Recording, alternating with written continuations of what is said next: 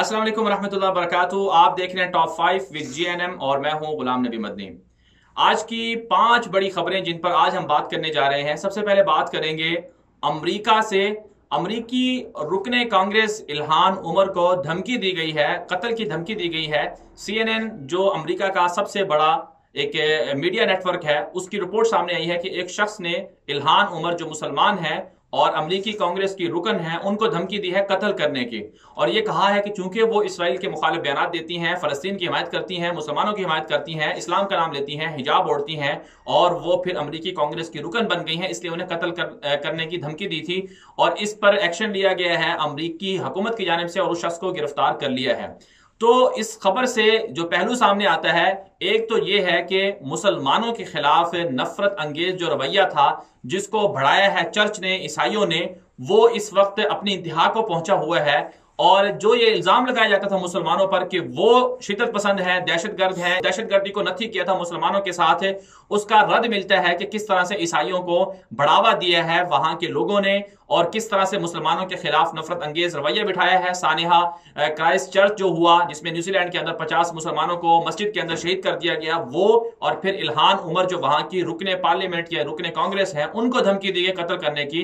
तो इससे यह समझ में आता है कि आलमी ताकतें जो मुसलमानों के खिलाफ मुसलमानों को कत्ल करने वाली थी, उनको खत्म करने वाली थी, उन्होंने कितनी बड़ी साजिश की है कि अब वहां के अराकीन जो पार्लियामेंट है, रुकने कांग्रेस हैं, वो भी महफूज नहीं है, सियासतदान भी महफूज नहीं है।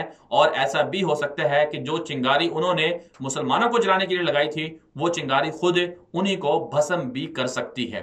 बहरहाल आगे बढ़ेंगे। आज की हमारे पास दूसरी बड़ी खबर है जिस पर आज हमने बात करनी थी, वो है लीबिया से।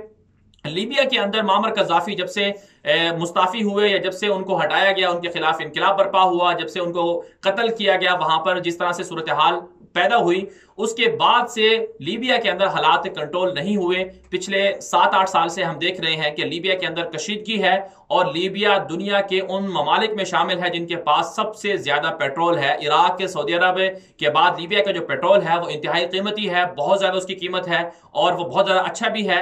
और यही वजह है कि लीबिया के पेट्रोल पर तमाम की तमाम बड़ी ताकतों की राल जो है वो टपक रही है। इटली ने जो मामर कज़ाफी के अकाउंट्स के अंदर जो पैसे मौजूद थे, इटली, बरतानिया और यूरोप के जो बाकी ममालिक हैं जिनकी लीबिया के साथ सरहद मिलती है, उन्होंने उसके अकाउंट में मौजूद लाखों अरबों डॉलर जो थे उन पर कब्जा किया, उन्हें अपने इस्तेमाल में लाए। और अब यही वो ताकतें हैं, अमेरिका समेत, इजराइल समेत, सारे के सारे मिलकर जो है लीबिया के पेट्रोल के जो कुएं हैं उन पर कब्जा करने की कोशिश कर रहे हैं।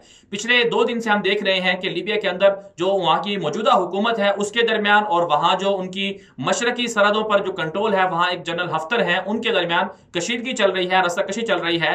जनरल हफ्तर की जो फौज है वो तराबलस जो वहां का दारुल हुकूमत है उस पर चढ़ाई करने की कोशिश कर रही है और उनकी कोशिश है कि लीबिया का जो दारुल हुकूमत उस पर कंट्रोल हासिल किया जाए।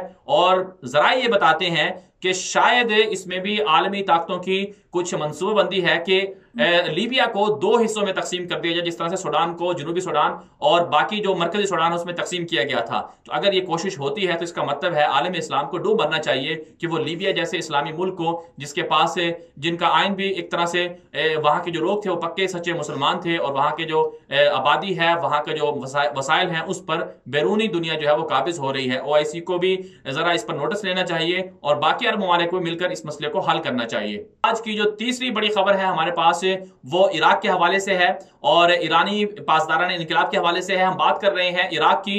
इराक के अंदर ईरान का असर और रसूख तो बहुत पहले से था। अब खबर यह सामने आ रही है कि ईरान ने जो इराक के अंदर पैसा इस्तेमाल किया था, वहां के लोगों को, सियासतदानों को खरीदा था, अब वही सियासतदान, वही पार्लियामेंट, वही हुकूमत जो है ईरान के खिलाफ फैसले कर रही है। और खबर यह सामने आई है कि इराक का जो बॉर्डर लगता था ईरान के साथ, उसे बंद कर दिया गया है। और यह पहली मर्तबा हुआ है कि ताहुक्म सानी इराक की हुकूमत ने बॉर्डर ईरान के साथ मिलने वाला बंद कर दिया है। अब इससे फायदा क्या होगा कि इराक के अंदर ईरानी मुदाखलत रुक जाएगी, ईरानी जो मलेशियाएं हैं उनका खात्मा होगा। और इसमें इस खबर को इस तनाजुर में भी देखा जा रहा है कि 2 दिन पहले जो है सऊदी अरब ने 100 रुकनी वफद भेजा था और $1 अरब इराक के लिए अतिया किया था। तो उस तनाजुर में अगर देखा जाए तो समझ में यह आता है कि अब ईरान का इराक पर असर और रसूख जो है वो कम हो गया है, खत्म हो गया है। तो ये ईरान के लिए और ईरानी मलेशियाओं के लिए और ईरान के लिए काम करने वाले लोगों के लिए एक बहुत बड़ा दचका है। आगे बढ़ेंगे, एक और खबर शामिल करते हैं, इंतहाई दिलचस्प खबर है। सऊदी अरब में मुकीम एक पाकिस्तानी शहरी जो कैंसर के मर्ज में मुब्तला थे, उन्हें रसोली थी, تو ان کے پاس پیسے نہیں تھے، وہ 40 سے 50 سال، تقریباً 40-50 سالوں سے سعودی عرب میں مقیم تھے. انہوں نے ان کے پاس علاج کروانے کے لیے، کینسر کا علاج کروانے کے لیے پیسے نہیں تھے. انہوں نے ٹویٹر پر اپنی رپورٹ، جو میڈیکل رپورٹ تھی وہ ایک شائع کی، اور اس میں کہا کہ میرے پاس کینسر کا علاج کروانے کے لیے پیسے نہیں ہیں، اس لیے میں حکومت وقت سے مطالبہ کرتا ہوں کہ وہ میری مدد کریں اور کسی ہسپتال میں میرا علاج کروائیں.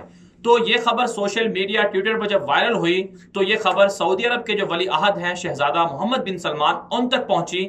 اور جب شہزادہ محمد بن سلمان تک یہ خبر پہنچی تو شہزادہ محمد بن سلمان نے 2 گھنٹے کے اندر اس شخص کو جو ہے دریافت کیا، اور اس کو دریافت کرنے کے بعد حکم دیا کہ جو سعودی عرب کا آرمی یعنی جو فوج کا ہسپتال ہے اس میں اس شخص کا مفت علاج کیا جائے گا. اور یہ شخص پاکستانی ہے، سعودی عرب میں 40 سے 50 سالوں سے مقیم ہے، اس کے خاندان والے بھی یہاں مقیم ہیں، لیکن ان کے پاس اتنا پیسہ نہیں تھا کہ وہ کسی ہسپتال میں علاج کروا سکیں. تو سعودی ولی عہد محمد بن سلمان نے ایک زندہ دلی کا ثبوت دیتے ہوئے، ایک انسانیت کے ناطے ثبوت دیتے ہوئے، اور پھر جو عمران خان صاحب نے یہ کہا تھا کہ جب ان کو بات کی تھی کہ پاکستانی قیدی ہیں سعودی عرب میں، ان کو رہا کروایا جائے، تو اس حوالے سے جو محمد بن سلمان نے کہا تھا کہ میں پاکستان کا سفیر ہوں سعودی عرب میں، تو عملی طور پر یہ آج خبر سامنے آئی ہے کہ سعودی عرب کے ولی عہد محمد بن سلمان نے عملی طور پر ثابت کر دکھایا ہے کہ وہ پاکستان کے واقعی سفیر ہیں، اور انہوں نے پاکستانی شہری کا مفت علاج کروانے کے لیے حکم دیا ہے، اور وہ کینسر کے علاج انہیں ضرورت تھی اس کی. اللہ تعالیٰ سے دعا ہے کہ اللہ تعالیٰ انہیں شفا دے، اور سعودی ولی عہد کو پاکستان کے جو دیگر پاکستانی ہیں ان کے مسائل حل کرنے کے حوالے سے اپنا کردار ادا کرنے کی، تعاون کی توفیق عطا فرمائے.